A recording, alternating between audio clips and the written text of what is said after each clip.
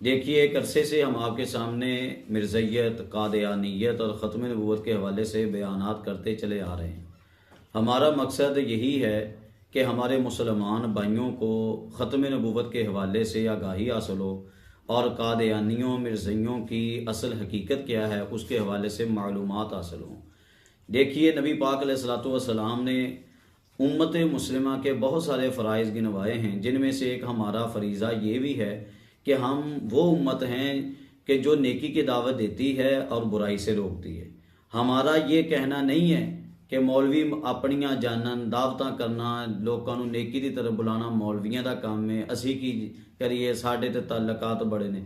ये हमारा तरीकाकार नहीं है। हमारा तरीकाकार जो बताया गया कुरान जैसे कहता है, कुरान कहता है कुंतुम खैरा उम्मतिन उखरिजत लिन्नास तअमुरून बिल मारूफ व तनहौना अनिल मुनकर, कि तुम बेहतरीन उम्मत हो, हम बेहतरीन उम्मत हैं। कुरान कहता है हमें बेहतरीन उम्मत कुरान ने कहा, लेकिन किस बेस पर बेहतरीन उम्मत कहा? फरमाया कि तुम नेकी का हुक्म देते हो और बुराई से रोकते हो। देखिए, आपके सामने अगर कोई बंदा चोरी कर रहा है, कोई चोरी कर रहा है, आप क्या करेंगे? क्या खामोश हो के वहां पे उसको देखते रहेंगे? क्या वहां से वैसे ही चले जाएंगे, इग्नोर कर देंगे? नहीं, बल्कि आप उसके मालिक तक बात पहुंचाने की किसी न किसी तरीके से कोशिश करेंगे, उसके मालिक को आगाह करने की कोशिश करेंगे कि भाई तुम्हारी चोरी होने लगी है, तुम्हारा माल ज़ाया हो जाएगा। इसी तरह अगर हो सके तो आप पुलिस को कॉल करेंगे, आप इदारे वालों को कॉल करके वहां पे बुलाएंगे ताकि चोर पकड़ा जाए। ये तो नहीं होगा कि जनाब चोरी होती रहे और आप चुप करके वहां पे उसको बैठे देखते रहें और तमाशा देखते रहें, ऐसा तो होता नहीं। इसी तरह रास्ते में आपके सामने कोई चीज़ पड़ी हुई हो जिसकी वजह से दीगर कईयों को नुकसान हो सकता हो, तो आप क्या करते हैं कि आप उस चीज़ को वहां से उठाते हैं, वहां से उठा के दूर कर देते हैं ताकि आने वालों को कोई मसाला ना हो, आगे आने वाले कोई परेशानी का शिकार ना हो। यही हमारा तरीकाकार है। तो प्यारे मोहतरम भाइयों, दीन के हवाले से हम गफलत क्यों करते हैं? अब कादियानी लोग दीन के अंदर कितना दखल दे रहे हैं, मिर्ज़ई लोग दीन के अंदर कितना दखल दे रहे हैं, इन्होंने इस्लाम के ऊपर किस किस तरह के इतराज़ात किए, इन्होंने इस्लाम को कहाँ कहाँ पे कदगन लगाए, कहाँ कहाँ पे चोरी इन्होंने नकब लगाने की कोशिश की, ये हम लोग आपके सामने बयान कर रहे हैं, करते आ रहे हैं करसे से। लेकिन हैरानी की बात ये होती है कि हम बयानात करते जा रहे हैं, लेकिन बाज हमारे भाई क्या होता है जनाब, नाम भी ख़त्म नबूवत को लेते हैं और उनको है भी कि ख़त्म नबूवत का काम होना भी चाहिए, लेकिन हमारा जो ख़त्म नबूवत का बयान किया जाता है उसकी जानिब इनकी तवज्जो कोई नहीं होती। ना इसको जनाब आगे बयान किया जाता है, ना इसको आगे फैलाया जाता है। हालांकि ये एक तरीकाकार होना चाहिए, ये एक आगाही है, इसके ज़रिए हम आपको आगाही देते हैं, किताबों के हवाले हम आपके सामने रखते हैं, अपना मुताला आपके सामने रखते हैं और इनकी हकीकत आपके सामने रखते हैं। अगर आप इसको फैलाएंगे तो ये भी एक नेकी है कि बुराई को रोकने का जो दर्जा है, अगर हो सके तो क्या कहा गया, अपने हाथ से हो सकता है तो उसको रोको। तो हाथ से बुराई रोकने का कि ये भी जरिया है। आप नौजवान तबका जो मुझे सुनता है, आपके पास मोबाइल होता है, फेसबुक आप खोलते हैं तो क्या करते हैं भाई, जो आया जैसा आया शेयर करते गए। यूट्यूब खोली, जो शय अच्छी लगी उसको निकाला जनाब, उसको शेयर कर दिया। टिकटॉक खोली, जो अच्छा लगा उसको शेयर कर दिया। तो ये आप दुनियावी चीज़ों में करते जा रहे हैं। तो जो दीनी चीज़ें हैं, जो ख़त्म नबूवत का काम हो रहा है, उसको भाई किसने शेयर करना है, उसको आगे किसने फैलाना है? तो ये मेरे नौजवान जो मुझे समात कर रहे हैं, उनकी ये जिम्मेदारी है कि आप जिस हमारे ये पेज के ऊपर ये चीज़ जिस तरह अपलोड होती है ख़त्म नबूवत के हवाले से, ये हमारा नक्शे दिल जिसके ऊपर हम अपलोड करते हैं, ये यूट्यूब है, टिकटॉक है, फेसबुक है, नक्शे दिल नाम के लिहाज से, तो आपको चाहिए कि आप हमारा ख़त्म नबूवत के इस काम में हमारा साथ दें। पहली जिल्द हमने रूहानी ख़ज़ाइन जो मिर्ज़ा ग़ुलाम कादियानी ने लिखी है, उसकी हम पहली जिल्द मुकम्मल कर चुके हैं। दूसरी जिल्द का आज आपके सामने एक छोटा सा नमूना दूसरी जिल्द में से रखूंगा। मिर्ज़ा ग़ुलाम कादियानी रूहानी ख़ज़ाइन जिल्द नंबर 2 सफ़ा नंबर 21 पर क्या कहता है? कहता है लिहाजा मैं मुस्तहकम राय से, आपने तवज्जो करनी, देखना ये चोरी किस तरह करने की कोशिश कर रहा है, इसने अपना रास्ता कैसे बनाने की कोशिश की।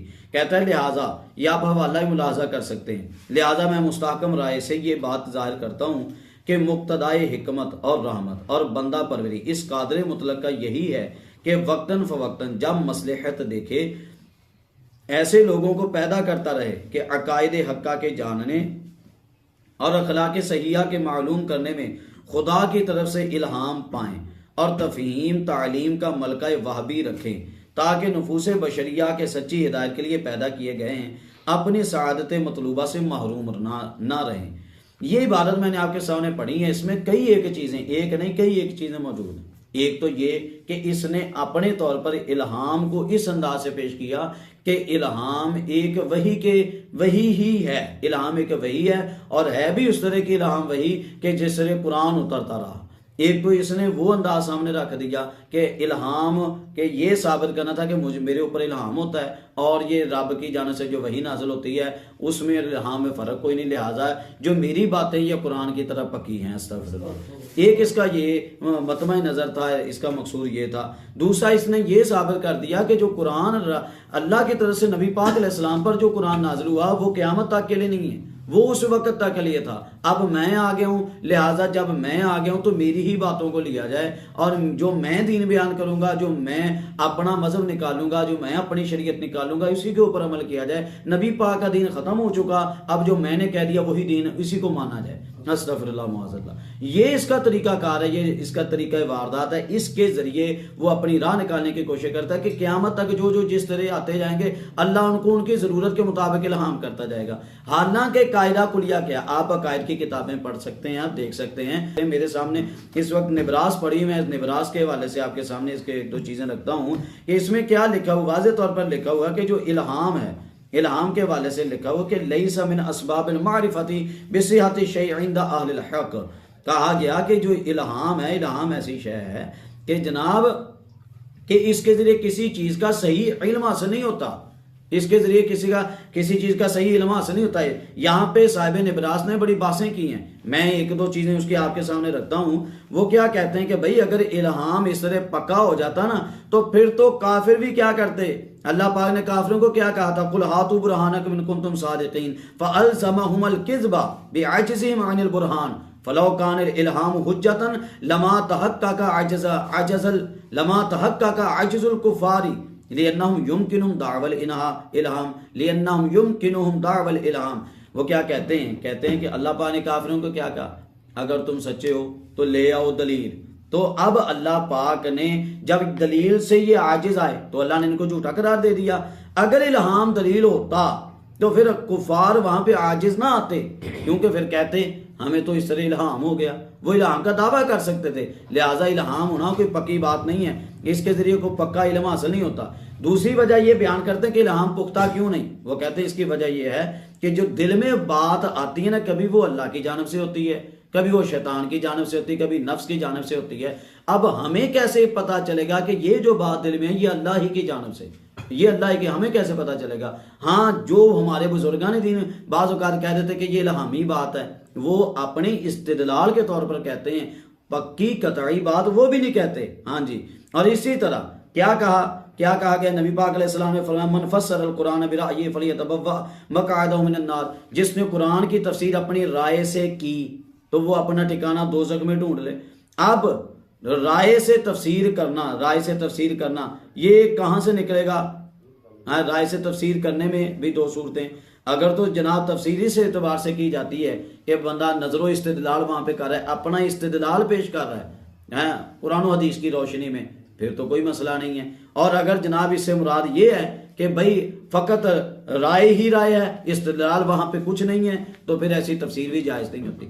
यानी कि इल्हाम के तौर पर, फकत इल्हाम के तौर पर जो मुंह में आया उस तरह तो कुरान की तफसीर करने की भी इजाजत नहीं होती। चेज आए कि अपना इल्हाम गढ़ के उसको कुरान बना लिया जाए, वही बना ली जाए। लिहाजा ये इसका तरीकाकार गलत है। जो इल्हाम के रस्ते से एक नबूवत के रस्ते पर चढ़ने की कोशिश कर रहा है मिर्जा कादियानी, तो ये इसकी एक चाल है। हम मुसलमानों को ये समझने की जरूरत है। अल्लाह पाक हम सबको अमल की तौफीक अता फरमाए।